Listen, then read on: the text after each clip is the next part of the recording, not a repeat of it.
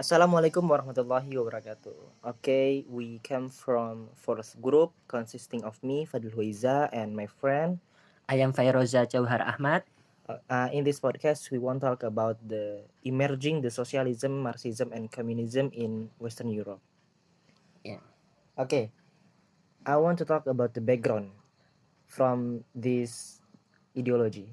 The first one is socialism. The background is from socialism is uh, socialism is a form of criticism of the capitalist system, which only benefits private institutions that exploit the worker and laborer. So the chronology, the emerging of socialism is the term of socialism was developed by Karl Marx. According to him, socialism aims to form a state that imposes collective efforts and limits individual ownership. The development of industrialization in Europe required large amount of labor, so that rises to a massive exploitation, such as low wages and no guarantees. Finally, this ideology is used by socialist groups to demand for rights, guarantees, protections, and clarify their status and position. And then Marxism.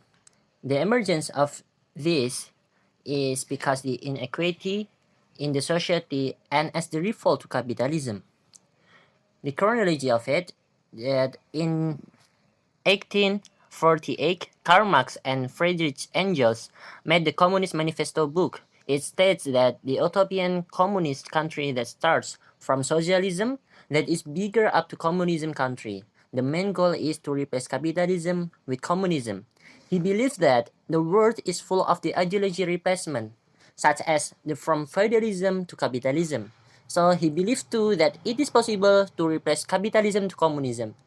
Marxism is only the theoretical aspect, and the practical aspect is on socialism and communism. And then the last is communism.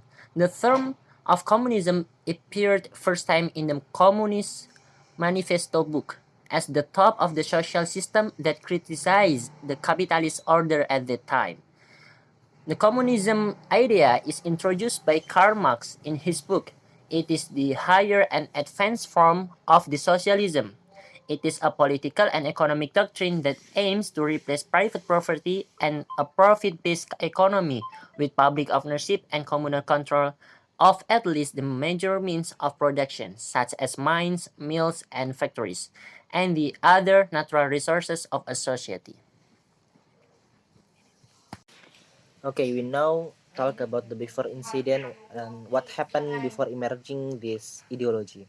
In socialism, we find so much massive exploitation, there is no guarantee and protection of welfare, increasing of poverty and crime, and the capitalists are getting richer and controlling the economic situation.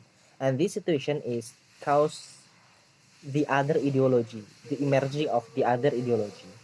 And what happened after incident, after the emerging this ideology, the socialism, we can find the collapse of the socialist system was marked with the dissolution of the Soviet Union, divided into several steps, and the fall of the Berlin Wall.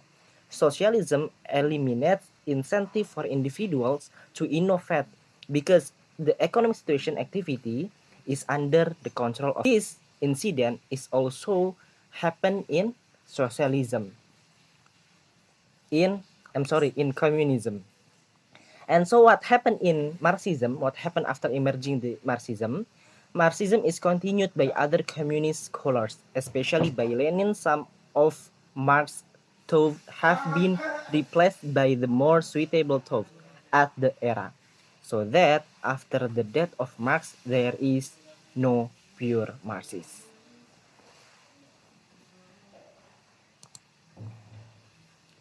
Okay, and then what is the positive impacts of the socialism, Marxism, and also the communism? Okay, the positive impact of socialism. Positive impact of socialism is the state has an important role for society and the government easily controls its citizen because the government is authoritarian. So the negative impact for socialism is the way the state restrains its citizens due to the enormous power of the state in regulating the country's economy, so that reduce individual rights, including freedom of expression. And we can see that the positive impacts of the socialism, like in the Sweden or other countries that have the free public healthcare and also free school and other facilities that used by the people. They have the free facilities of them. And what is the positive impacts of the Marxism? The main positive impacts of the Marxism is the emergence of the socialism and communism.